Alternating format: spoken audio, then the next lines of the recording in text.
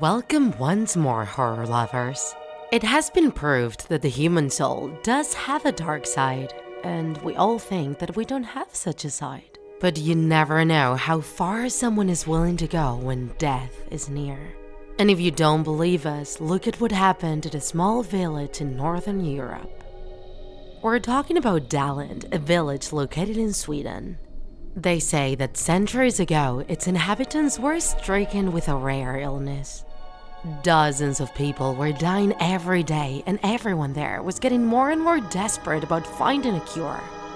At one point, the village was almost desolated, and entire families were fleeing as if the place was cursed. Then one day, a druid arrived in the village, going on a pilgrimage from the neighboring Finland.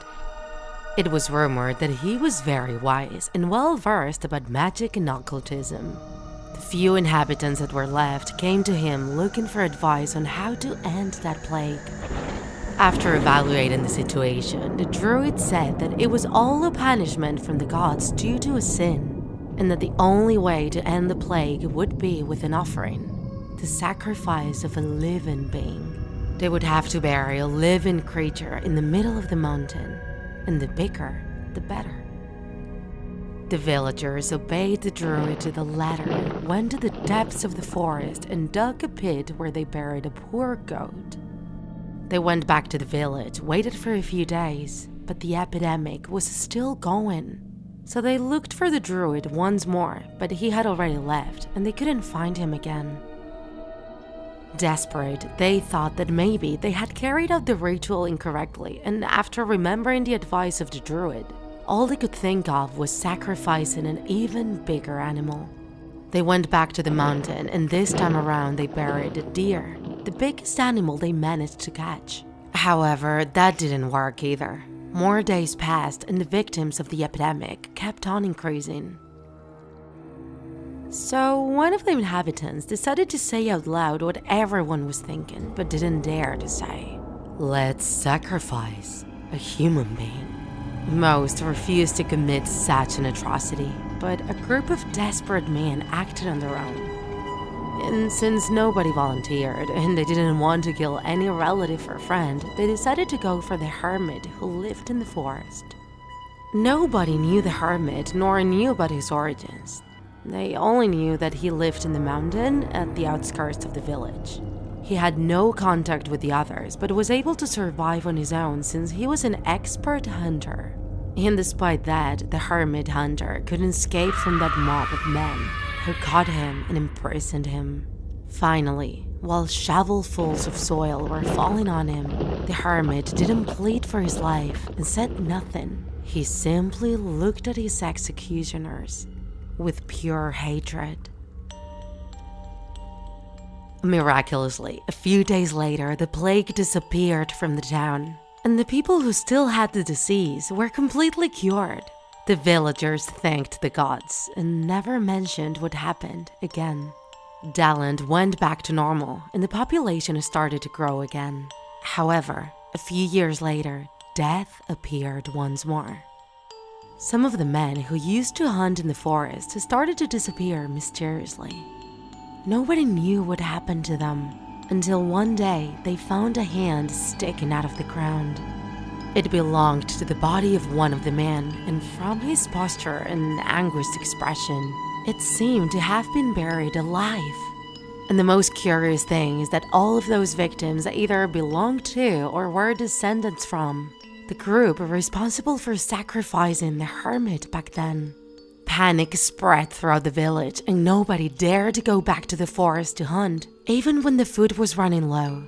People barely get out of their houses, and even then there were victims. Some were found dead in their backyards or in their sheds. They talked about a dark figure, some sort of man and beast hybrid who could move at great speeds and who would move around its victims as if they were small prey in mere seconds. As soon as someone disappeared in the town, people already knew where to go to find the corpse. This macabre ritual kept on going until the last member and descendant from that group had been killed. Only then did the village see peace again. But even nowadays, there are witnesses who claim to have seen a dark figure wandering around the forest without ever approaching anyone. Hello again, horror lovers. Every day you show us that you love legends, and so this time around we bring you an ancient recipe which we hope nobody ever tries. The imbune is part of Chilean mythology, the deformed guardian of the cave of the Chiloé warlocks, created using a non-baptized child either given to them or stolen by them to serve them whatever they carry out their meetings. Imbune means deformed person. Its head is bent backwards and is also squished. The warlocks twist its arms, fingers, mouth, nose, and ears, and also break its tongue in two. To walk, it supports itself on two hands and one leg, while the other leg is glued to the back of its neck from behind. It can't talk and can only produce guttural, rough, and unpleasant sounds. Its only hole is located in its mouth. When it reaches adulthood, its main source of food is exclusively human flesh taken from graveyards, and it's forever dependent on the warlocks to be able to sustain itself. If the imbune is not fed, it will escape its cave while producing horrible screams. These monsters can live up to 150 years, and to keep their longevity, they are bathed every now and then with oil extracted from human bodies. To create one of these guardians, the warlocks first need to find a small child. It must be less than 3 weeks old, and there are 3 ways to get one. The first one is exchange. The parents give them the baby in exchange for something valuable. The second option is for the child to be from one of the members and for said member to offer the child to the group. And the third option is to steal the child from the arms of the mother. Once they obtain the child, they lock the future aberration, naked and with its twisted body, in a cave. The only contact the child has is with the warlocks, who feed it with milk from a black goat.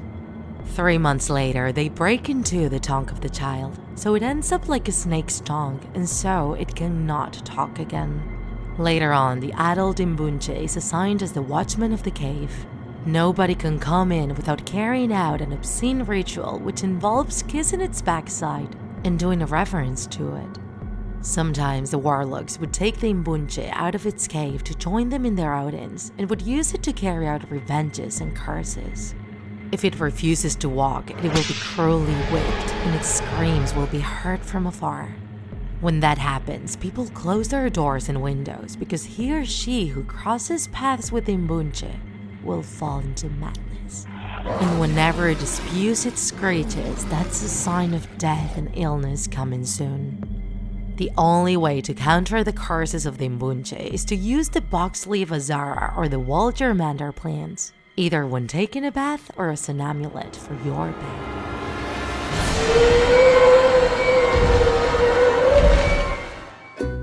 If you enjoyed this video, don't forget to like it, and if you want to see more Draw My Life videos, subscribe to our channel. See you in the next episode!